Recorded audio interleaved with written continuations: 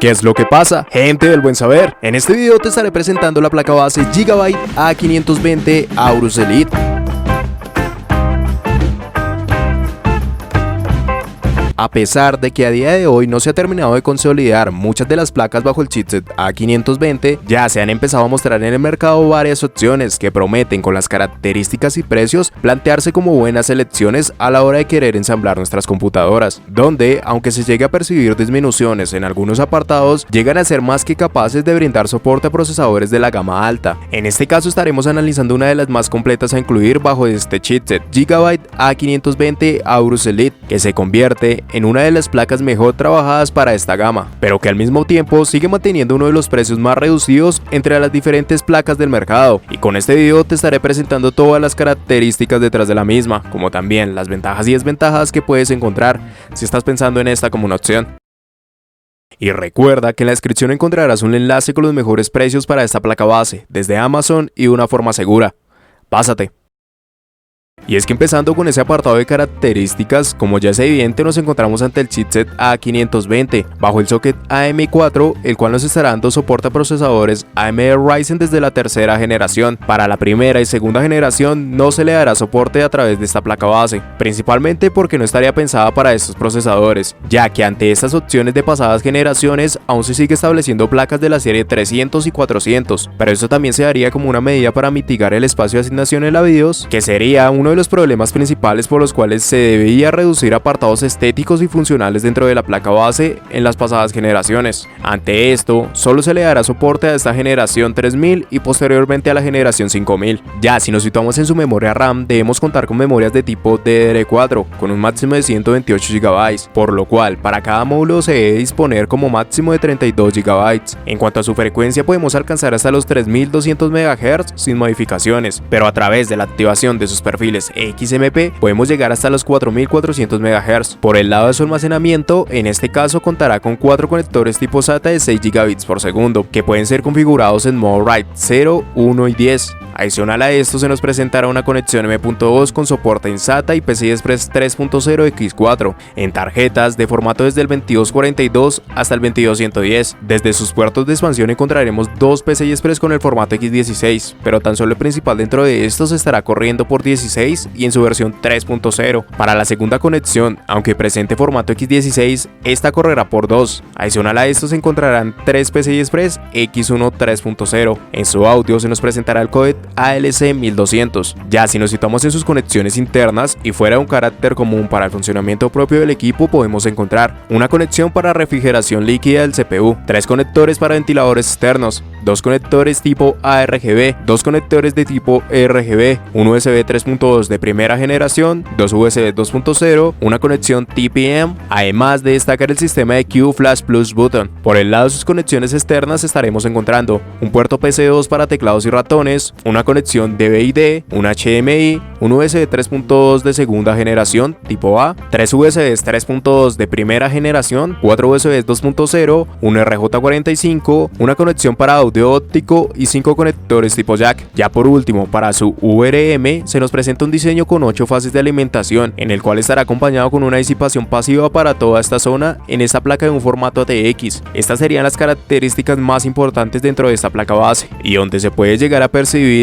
que aunque pertenezca a la gama de entrada en el chipset A520, lo cierto es que los apartados que llega a manejar esta placa base en este caso no llegan a estar tan limitados como otras opciones pertenecientes a esta gama, y es aquí donde mantiene su punto más fuerte. El pertenecer a un chipset económico con estas características le da muy buena relación de la calidad-precio que puede manejar la misma, y que es un factor determinante si queremos reducir el costo de nuestro ensamble, pero bajo la seguridad de no comprar un componente que se pueda representar como obsoleto en el futuro. De igual manera, si esta placa base no cumple con aquellas características que quieres encontrar en tu ensamble, pásate por el enlace de la descripción, donde encontrarás más motherboards con un precio reducido y características adicionales. Pero así como cada una de estas características es importante, de igual manera el reconocer aquellas ventajas que nos puede dar esta placa base con respecto a más dentro de su gama es fundamental, por lo cual aquí te presentaré algunas de esas ventajas que podemos encontrar. Entrega de energía. Aquello que te decía de poder albergar procesadores de la gama alta radica en gran medida bajo este apartado, ya que aunque el soporte como tal se determine por la generación y el socket, aspectos como la eficiencia en sus fases de alimentación nos llegan llega a garantizar el no presentar problemas en temperaturas o crasheos en el sistema al contener procesadores de la mayor gama, como también el realizar overclock, aunque en esta placa por el chipset que emplea no estará disponible de forma nativa 1C para el CPU, a pesar de que las fases de alimentación que emplea llegarían a ser capaces de dar overclock hasta procesadores de la gama media. Esto como tal se da porque este diseño realmente es el mismo que se manejaría con placas de B550 e inclusive llegando a ser la base de muchas de estas construcciones. En concreto nos encontramos con 8 fases de alimentación distribuidas en 5 para sus V-Core en el CPU y 3 para los SoC. En B550 por ejemplo podemos encontrar este mismo diseño en la B550M S3H,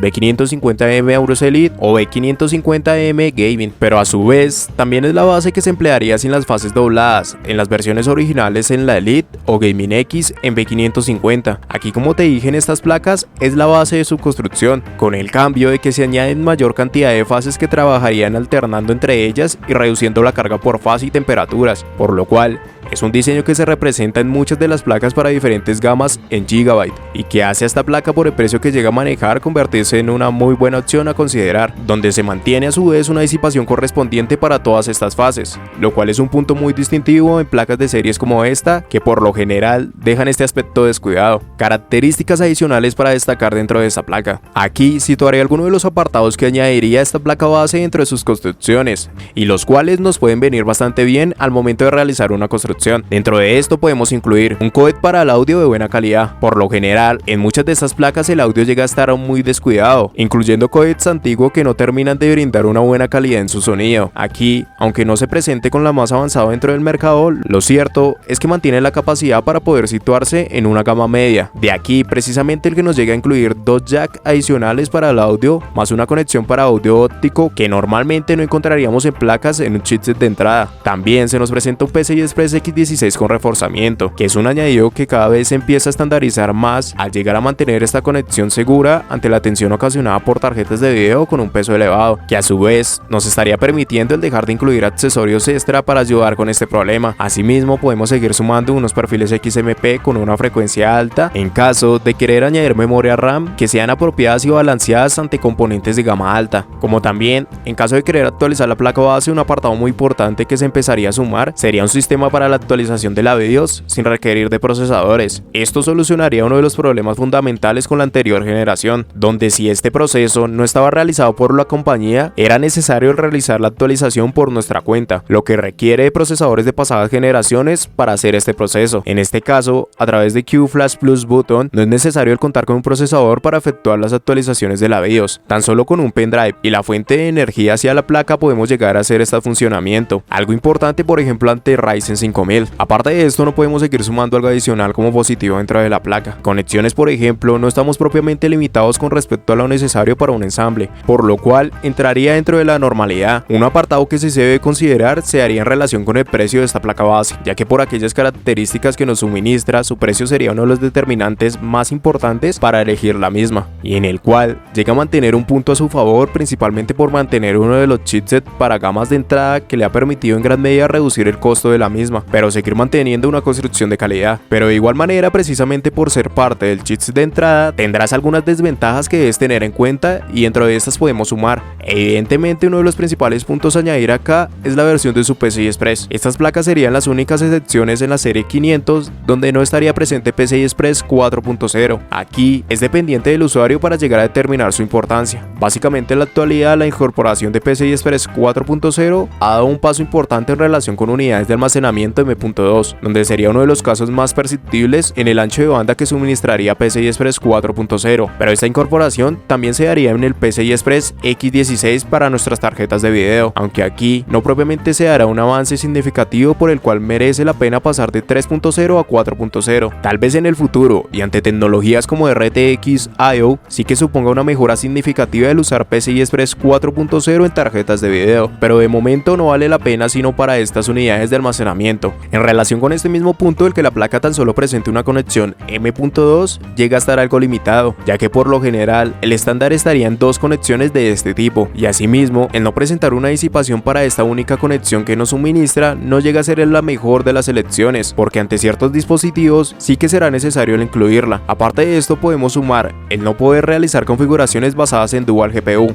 a través de Crossfire o Slide, como también la placa presentará un ancho de banda compartido en su PCI Express, en concreto en los PCI Express X1, y al momento de utilizar cualquier PCI Express X1 aparte del principal, la segunda ranura con formato X16 que correa por 2 se deshabilitará. Podemos seguir sumando acá al no presentar conexiones tipo C ni en los conectores internos ni externos de la placa, como también el no permitir a la misma realizar overclock, aunque las fases de alimentación que nos provea directamente sí tengan la capacidad como para realizar este proceso. En general, estas serían las desventajas más representativas en la placa, muchas de estas con relación a la disminución en su costo, y donde sí sería necesario el invertir más dinero para un funcionamiento apropiado de todas estas deficiencias. En conclusión, ante cada uno de los apartados que te he mencionado dentro de esta placa base, realmente hay pocos que no le den como una buena opción. Su punto más débil lo mantiene evidentemente en los puertos de expansión, tanto del lado de la versión de este PCI Express como en un poco más de cuidado en lo que nos llega a suministrar en relación a la deshabilitación de puertos o a la disipación, pero aparte de esto no se encuentra ningún limitante realmente con placas de gama media y media alta en el mercado. El obtenerla solo es dependiente de una pregunta: ¿necesitas PCI Express 4.0? Si tu respuesta es sí, es necesario evidentemente ir por opciones en B550 o X570. Si por otro lado tu respuesta es no, probablemente se convierta en una de las mejores opciones a obtener, aún por encima de las A520 presentadas a día de hoy y las anteriores series, principalmente por mantener este precio reducido a pesar de ser una placa muy bien trabajada. Ante la misma, incluiría procesadores en Ryzen 3000, desde el Ryzen 5 3600 hasta el Ryzen 9 3900X, en Ryzen 5000, opciones como el Ryzen 5 5600 hasta el Ryzen 7 5800X pueden ser buenas opciones. Para la tarjeta de video realmente no tenemos un limitante, por lo cual RTX 3000 o RX 6000 nos funcionarán sin problemas. Recuerda pasarte por el enlace de la descripción, donde encontrarás un enlace con los mejores precios para esta placa base desde Amazon y de una forma segura. Pásate.